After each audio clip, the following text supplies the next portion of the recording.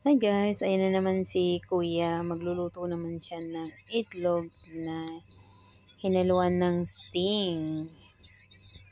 So, ang ganda ng kulay ng luto niya.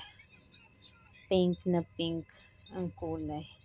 So, ayan na, ilalagay na niya yung itlog. Ang galing naman. Panibagong recipe na naman tayo. So, ayan. Dami ng itlog nilalagay. Siguro matamis-tamis siya kasi nga matamis niya yung sting.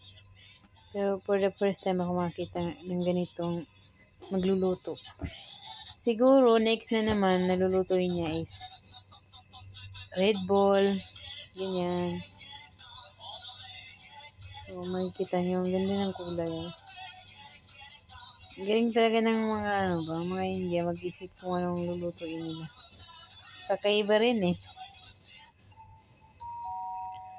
Kakaiba rin sila magluto guys. Tingnan mo, oh, ang ganda ng kulay talaga, pink na pink. So, ayan na, haloy na niya. So, panoorin natin guys.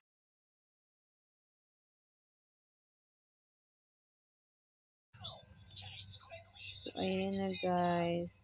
Malapit na maluto.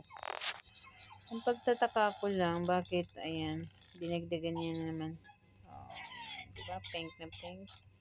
Lagyan niya ng tomato.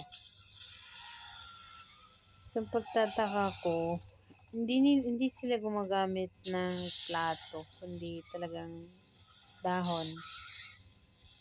So, maganda dahon kasi kaysahan makakahanap ka ng dahon.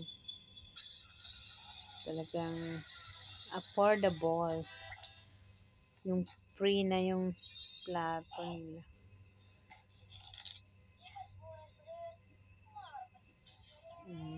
Maluluto na. Ayan na guys, malapit na maluto. So, let's watch. Nalagyan na niya sa plato. Yan yung plato nila. Dahon. Madaling hanapin na plato. So, wala nang hugas-hugas. Talagang pagkatapos kumain, tapon. So, ayan. Pinaghati-hatian nila.